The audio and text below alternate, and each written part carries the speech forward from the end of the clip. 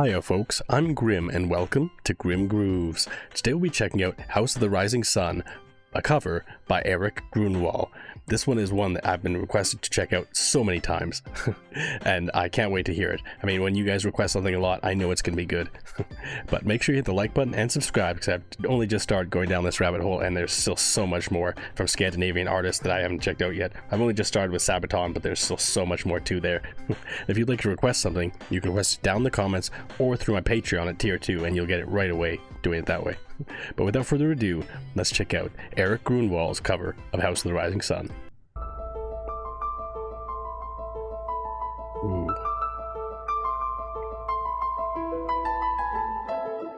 Oh. Interesting. I've never heard a cover of this song. Well, other than the Animals, I guess, but that's the most popular one. Beautiful piano, though. There is a house in New Orleans they call the rising sun. Yeah. And it's been the ruin of many a poor boy. And God, I know I'm one. It's very haunting. My mother was a tailor. She sewed my new blue jeans. My father was a gambling man down in New Orleans. Ooh, this is already giving me chills. It's so fantastic. I mean, just this beautiful soft piano melody underpinning this incredible performance. I mean, his voice is really interesting. Like, he has very, very smooth vocals when he wants to, but then at certain moments during the phrasing, like, he just goes a little more grizzled with it, and you get that vocal fry in there, and it just changes the vibe a little bit for those verses. Like, it's really interesting. I mean, starting off, it's just this smooth sustained notes and things like that, and then you work into those kind of grizzled notes in different parts. And again, it's just emphasizing those moments even more because the change in tone and style of his vocals. Like, he clearly has a lot of talent when it comes to singing, and we've only just started. I can't wait to see where it goes from here, because I'm sure it'll build up to something crazy. In New Orleans.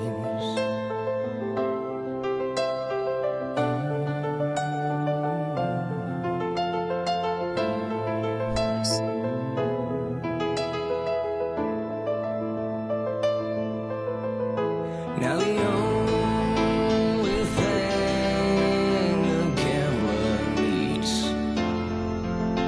is a suitcase and a trunk. And the only time he's satisfied Great is delivery. when he's on a drunk. This build is crazy.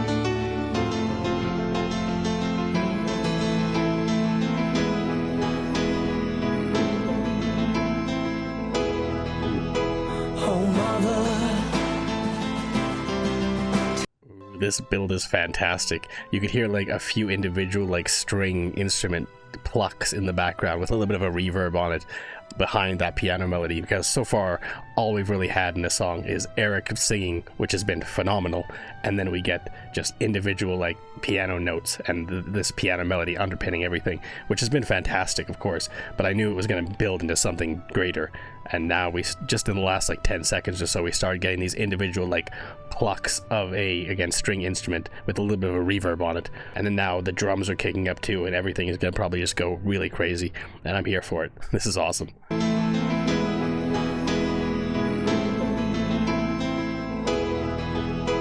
Oh, mother, tell your children not to do. Oh, let's go. Oh,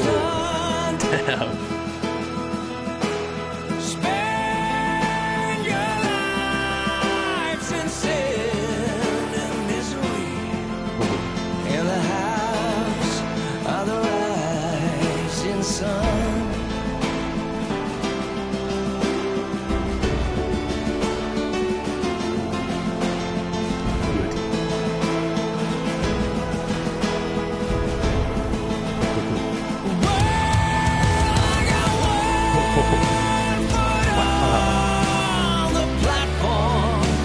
Okay, so it's so interesting how he's able to build his voice so strongly without having the vocal fry in there. Like, a lot of the time it's like involuntary. You just, when you sing more intensely, you get that vocal fry in there. But it seems almost limited here. Like, earlier in the song we had moments where he sang more intensely and you got a little bit more of that vocal fry on his voice. But here he's holding these sustain notes with an element of that grizzled, like, vocal fry in his voice, but it's not as intense as before, which means that he's holding it back. Like, he's choosing to kind of add that grizzled quality in different like amounts in the way that he's singing this, which is really cool, because I'm sure at the end of this phrase he's going to go a little more intense and we'll get a little bit more of that vocal fry in his voice.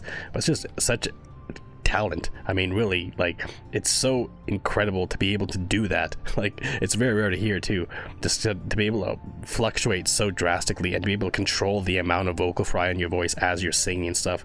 It's really impressive.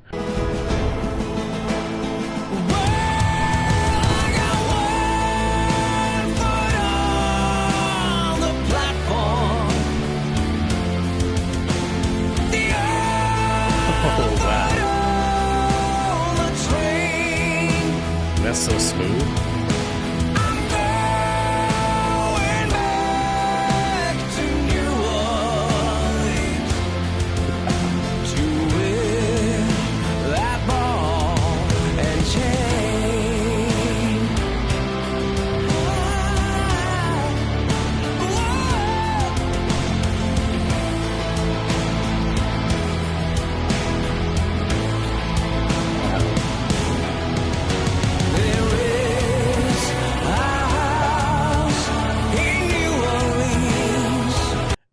Crazy how much this song has grown from the beginning. I mean, starting off with just the simple piano melody and then building in against that individual plucking and the drums kick up and everything like that.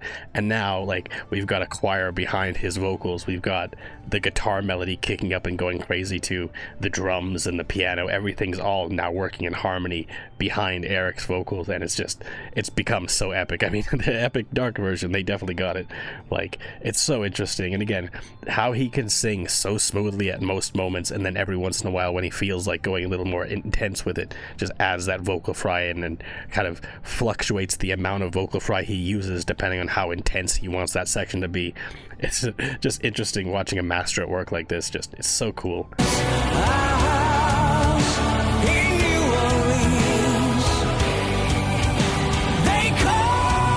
Oh, let's go.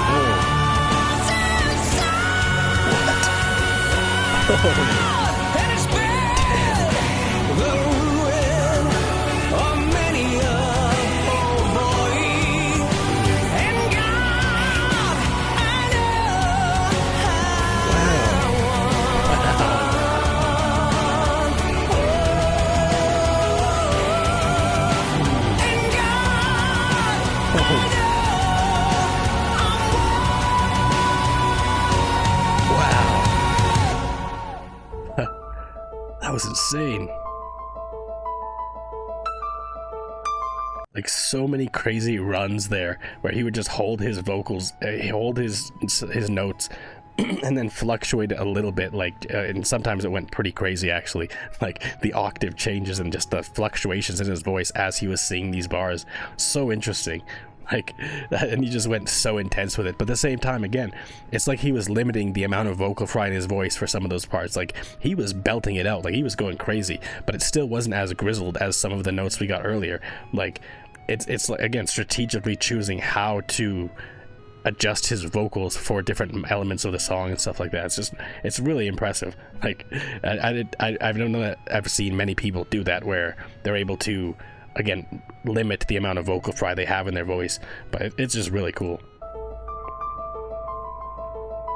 Back to the peaceful piano melody. There is a house in New Orleans. They call Organ in the background now. the rising sun. And it's been the ruin of many a poor boy. Now he's going falsetto. God, Almost. I know I'm one. God, I know I'm one.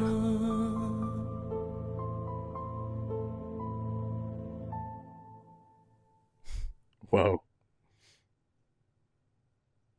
It's crazy how soft he went at the end there. Like, I was not expecting that. Like, we ramped up so intensely going into the, like, this final bar here, and then we changed tack entirely. Everything softens up, and we just go for like another minute where it's just completely softened. He's singing almost like whispering in a way. Like, it's so soft the way he's singing here. And it's unlike what we heard through the entire rest of the song.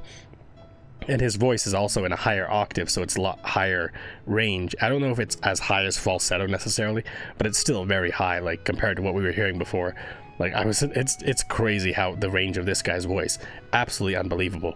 Like, to be able to sing so differently and throughout the course of this song, like, from the beginning where we get, again, it was fairly soft, but we got some of those deliveries with a little bit of a, more of a vocal fry on them. And then as we went into like the main bridge of the song, it just ramped up into intensity so much. Like, so many different elements got added to it. We went from just a simple piano melody like we're having at the end here to an entire like orchestra working together with a choir as well. And it was all fantastic. The choir also did a fantastic job. Like, they just sounded so good behind Erik's vocals, and just the intensity he brought was something I've never heard before, especially in a song like this. Like, that was insane, especially with, again, limiting the amount of vocal fry on his voice as he was doing that. It was so interesting, like, because it wasn't like drastic. Like, it's not like he was coming in with like an absurd amount of vocal fry and then he ramped it down to like nothing. It was like just different degrees of vocal fry in a way, right? But again, like I said, not a lot of people can even fluctuate the way that the vocal fry in their voice works, because it's just how your voice kind of reacts to singing at those higher, more intense levels, right? And a lot of the time you just get used to it. It is what it is, right? You expect it. But it seems like Erik here is able to kind of control it in a way and adjust the amount that he wants in the way that he sings. It just shows an incredible amount of vocal control, and this was absolutely phenomenal. Like, I've listened to the Animals version of the song many times. I mean, I grew up listening to it and stuff like that, but this version stands on its own so uniquely as just its own thing. It's just so fantastic. I definitely did check out more from Erik Grönwall, because this was phenomenal. And I thank you all for requesting me to check it out, because this was crazy. It was so good. But anyways, thanks for hanging out watching my reaction. If you liked it, make sure you hit the like button and subscribe. And until next time, later days, folks.